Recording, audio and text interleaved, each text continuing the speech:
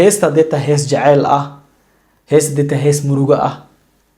jazz iyo ma loogu talagalin. Tusaale ahaan heesta oo ahayd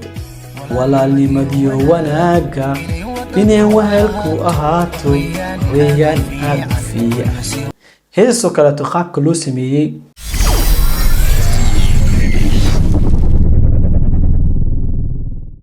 sawjeedin ba maanta waxaan rabaa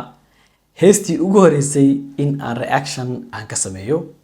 maadaama dadkii heesaha iyo muuqaalada reaction ka sameyn jiray ay mashquulsan yihiin ama ay qadki ka maqan yihiin. muuqaal cusub ayaa wuxuu soo saaray ninkii lagu magacaabi jiray Saalax Sanaag. heestaas magaceeda waxaa lagu magacaabaa Ismaan Dhaaf. kolay heesta waxay u badan tahay qiso dhab ah in laga sameeyo. okay, sawjeedin heesta waa Ismaan Dhaaf official music. waxay ku jirtaa oo kaliya ah 6 saacadood waqti xaadirkan hadda aniga aan reaction-ka aan ka duubay. muuqaalka waxaan rabaa in aan reaction ka sameeyo qaabka loo duubay iyo muusikada iyo waxyaabahaas. adiga intaas sii soconaba wixii markaasi aan ka aragno ayaan ka bixin doonaa. daawasho wanaagsan.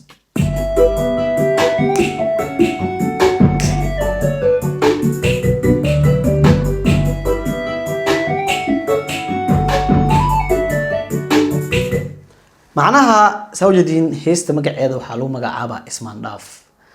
okay, labadan gabdhood meesha ay fadhiyaan dabcan maqaayad ay fadhiyaan, maadaama ninkan uu yahay nin fanaan ah ama nin la yaqaano sida heesta u socoto oo mugtahay waxay leedahay sawir aan kula galo. ninkaana meesha wuxuu ku sugayaa gabar kale ama saaxiibtiisa ama xaaskiisa, waxa ayuu ku sugayaa, qof ayuu ku sugayaa. marka sidaas darteeda ayaa heesta magaceeda Ismaan Dhaaf loogu bixiyay. sida aniga qalbigayga oo ii sheegay, aniba waxa igu horeys markii labaad waa daawan waay, markii koowaad aan arkay, markii labaad aan mataqaari actionka aan ka bixin waay sida yani. okay,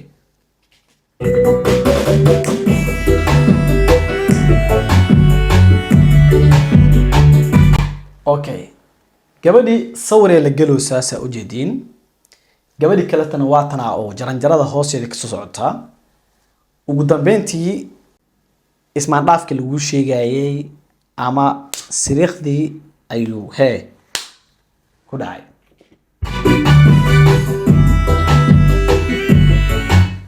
maadaama heesta ay tahay hees macnaha qof kale u cabanayo ama Ismaan Dhaaf ay tahay, kulay ma fahmi kari ani sababta loogu sameeyay maxaa la roobka iyo waxyaabahaas. okay, qofka heesta deta hees jacayl ah, heesta deta hees murugo ah, jazz iyo ma loogu talagalin. tusaale ahaan heesta oo ahayd walaalnimadiyo wanaaga inaan wahalku ahaato weeyaan aad fiican. heesoo kaleeto qaabka loo sameeyey textiga heesta iyo way iswaafaqayaan, macnaha way iswaafaqayaan sababtoo ah dheedheelku ma jirto, wixna waa wada murug waaye. laakiin heesta jacayl tahay ama murug ay tahay dheel looguma talagalin. okay,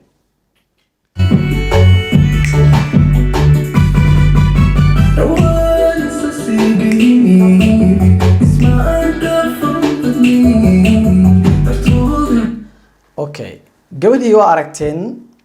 way aragtay madaxa la lushay, raali naqaadii microphone-ka ajagsi. okay,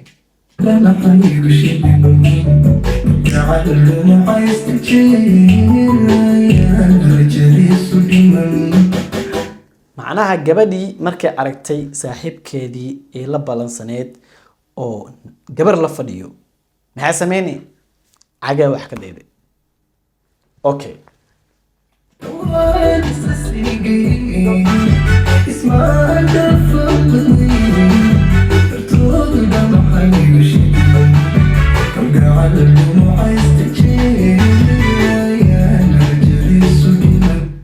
okay, okay, saa u jeedin taleefanka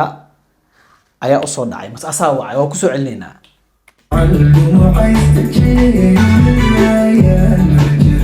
okay, way wada hadlooyin, waxay ka bilaabatay caadi ahaan ayadoo mataqaana heestiis macnaha wada hadalkii socdo, qofka soo wacay we don't know, we don't care. calaa xaal waa idin sheegay in ay meesha mataqaanaa balan ee ka jirtay ee balansanaayeen laakiin ninka intuu sawirka ku mashquulsanaa ayayba wixii dhan zero noqdeen heestana saas ayay ku socotaa macnaha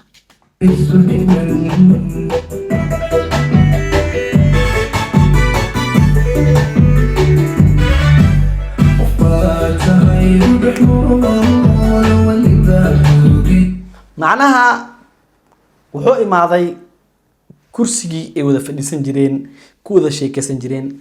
haddaa aragtid screenka oo ah black and white taas micnaheedu waxa waaye wax oo la niyeysanayo ama wax oo horay u dhacay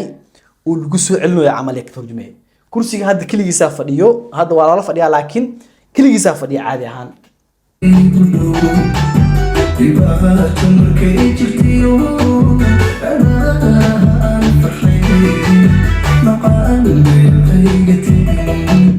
macnaha wuxuu taagan yahay macaan mataqaana ishig dhedheel ha iga tagin ila joog kulay heesta inaa fasiro maan af Soomaaliya ku hadlaysa heesta muusigada horta muusigada waxaa tumay meeshan waxaa ku qoran muusigada ninka oo tumay waxaa la dhahaa maftuux cadeed Saalax Sanaag asiga iska leh laxanka asaa iska leh waxay u egtahay heestiisa hore oo macnaha ama muusigada iyo mar walba fanaanka haddii haleys u kala kacdo wuxuu sameeyaa mar walba wuxuu ku soo celiyaa laxankii hore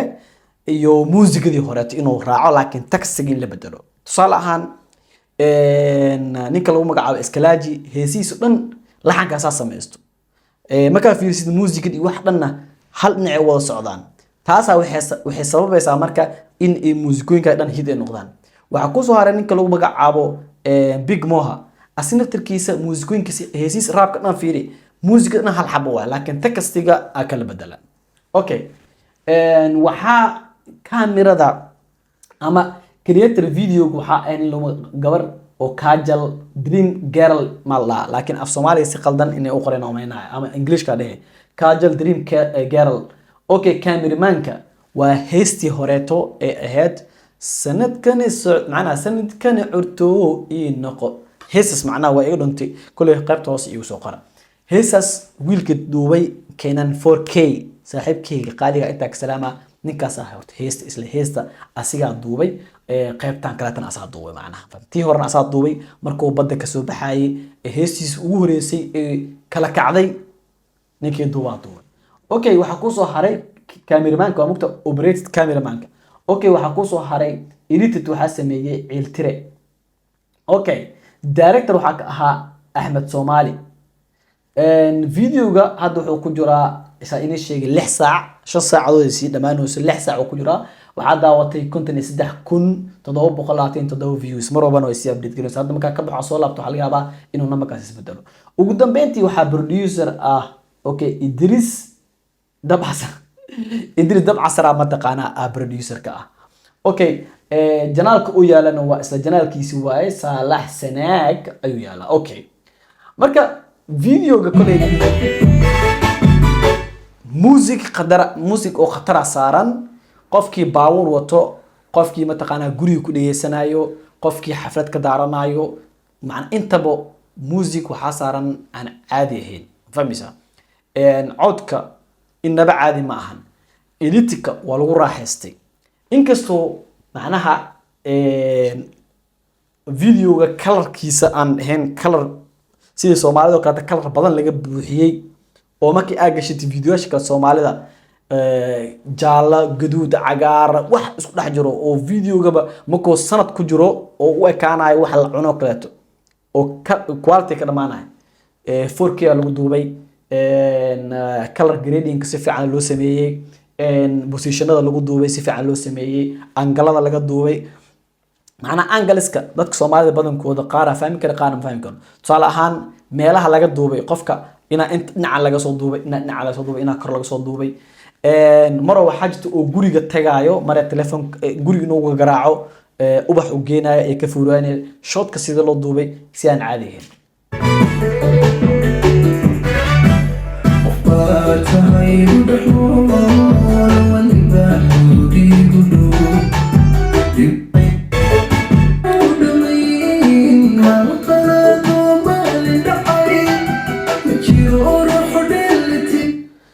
معناها خائن شيء واكنا صوته وحوضا بالكو قراعايا وفرواني حانشي وقرايا نوتس وسمينايا كدبنا وحو دغايا صراحه انجلكو اسبدلايا كورا لغا سويرايا هذا عادي لو دوبايا كورا لغا سو دوبايا هايت انجل لغا سو دوبايا كورا لغا سو دوبايا اوكي كلرka sa u jeedin Soomaalida kaleeto oo ay ko madmadow ah ku dhaan caday ama saan iyeel ay ko madow ah maahan qofka hadaa wajigiisa isku diiday inay cadeysid kalarada kala tooy dhumayaan lama maad gareyn karo ina dharkii oo caadigiisa natural inuu ahaado wajigaaga la cadeeyo ma suurtagaleyso waa in wajigaaga qofkan fiiri si fiican loo suubiyay kalarkiisa caadiga lagu duubay natural waxa waa kalarkiisa waaye darbiga sidiisa waaye iftiin badan ma lahan inaba caadi ma aha marka kulay aniga heesaha iyo waxaas ina matqaan action ka sameeyo leegama barani laakiin wixii laga maari waayo ama qof si fiican wax u sameeyay reaction ka bixinayna kama maadaama dadkii reaction ka bixinay ee tahriib iyo waxaas ku mashquulsan yihiin wassalaamu calaykum waraxmatullaahi wabarakaatuh